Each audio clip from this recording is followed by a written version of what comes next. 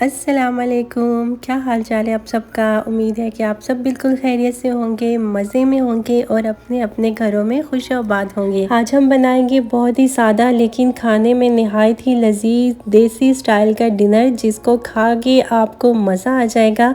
आप भी अगर चिकन और मटन खा खा के तंग आ जाएं या फिर आपको समझ ना आए कि आज क्या बनाएं, तो ये रेसिपी ज़रूर ट्राई करें, जो कि कम खर्च भी है और बनाने में बेहद आसान। तो चले इस रेसिपी को स्टार्ट करते हैं। मैं बना रही हूँ आज साबुत मसर, जिसको काले मसर भी बोला जाता है, साबुत मसूर की दाल भी बोला जाता है, काली दाल भी बोला जाता है। और जिनको नहीं पता, जो बिगनर्स हैं, उनके लिए मैं बता रही हूँ कि जो लाल वाली मसूर की दाल होती है, जिसको अक्सर हम रेमेडीज़ वगैरह में भी यूज़ करते हैं, ये वही होती है। इसका छिलका उतार दें तो अंदर से ये वही लाल वाली दाल निकलती है, आपको नज़र भी आ रही होगी बीच बीच में। और ये दो तरह की होती है, एक छोटे साइज़ की होती है और एक थोड़े से बड़े साइज़ की होती है। जो छोटे साइज़ की होती है वो देसी मसर कहलाते हैं और ये बहुत ही मज़े के, बहुत ही टेस्टी बनती है। और यहाँ पर मैंने छोटे वाले मसर ही लिए हैं। अच्छा जी, दाल को धोकर मैंने कुकर में डाल दी और यहाँ पर मैंने एक दरमियाने साइज़ का प्याज लेकर उसको काट लिया है और एक ही मैंने टमाटर लिया था, उसको भी मैंने इस तरह से रफली कट कर लिया है।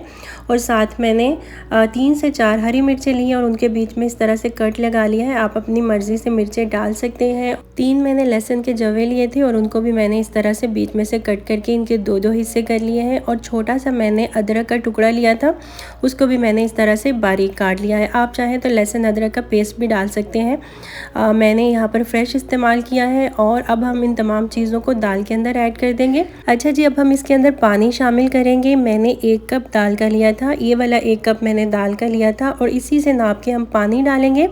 पानी हम इसके अंदर ऐड करेंगे 4 कप, क्योंकि मैं ये वाली दाल चावलों के साथ बना रही हूँ, तो इसलिए मैं 4 कप पानी ऐड करूँगी। आप अगर इसको रोटी के साथ खाना चाहते हैं, रोटी के लिए बना रहे हैं, तो फिर आप इसके अंदर 3 कप पानी ऐड कर दीजिएगा। अब हम इसके अंदर मसाले ऐड करेंगे। बहुत ही बेसिक से मसाले इसके अंदर जाते हैं। सबसे पहले हम इसके अंदर नमक ऐड कर देंगे अपने टेस्ट के मुताबिक। 1 टीस्पून फुल भर के हम लाल मिर्चों का पाउडर ऐड करेंगे। मैंने हरी मिर्चें भी डाली हैं, तो इसलिए मैं कम ही डालूँगी लाल मिर्चें।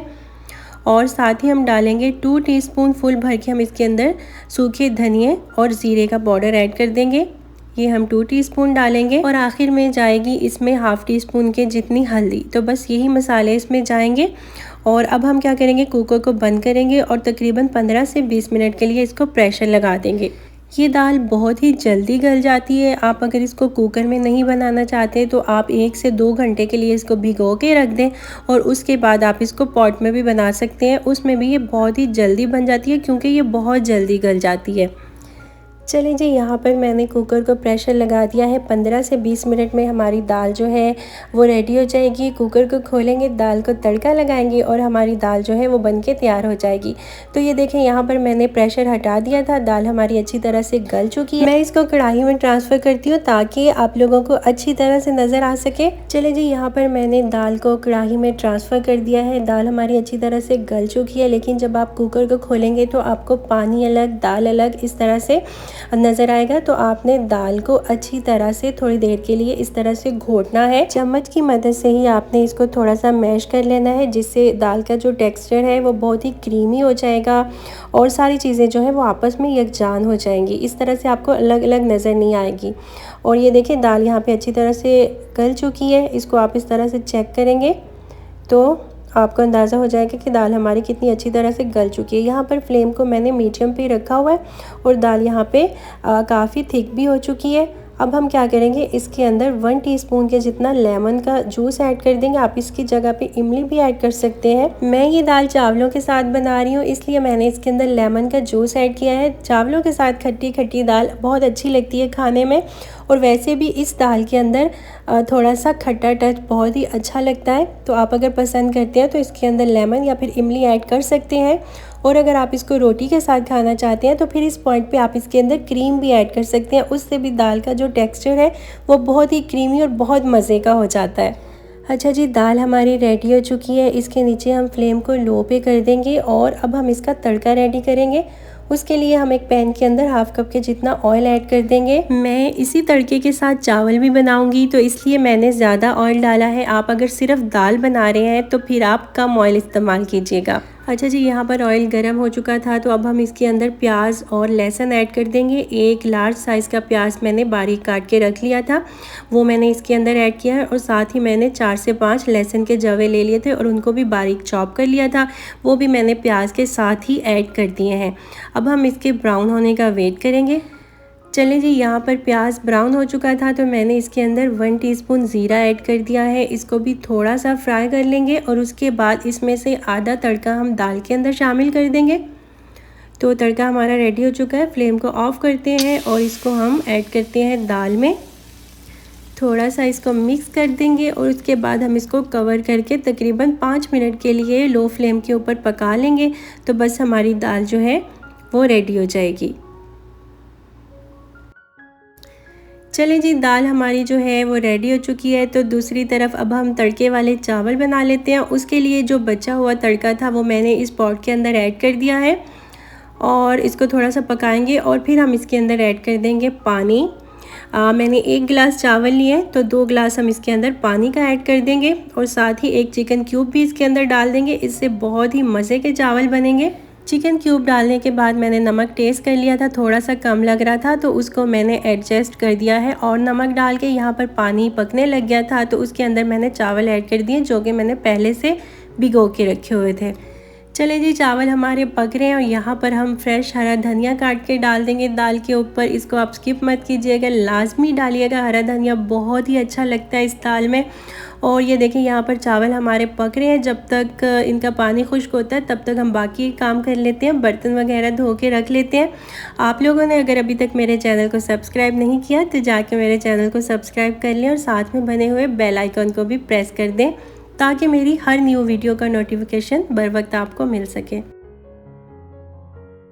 चले जी, बर्तन हमारे धुल चुके हैं। अब यहाँ पर हम सैलेड की तैयारी कर लेते हैं। उसके लिए मैंने एक प्याज लिया था जो कि मैंने काट के रख लिया है।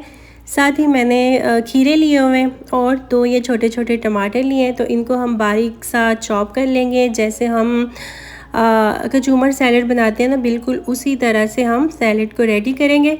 तो ये देखें, यहाँ पर चावलों का जो पानी है वो ड्राई हो चुका है। अब यहाँ पर हम इनको दम लगा देंगे।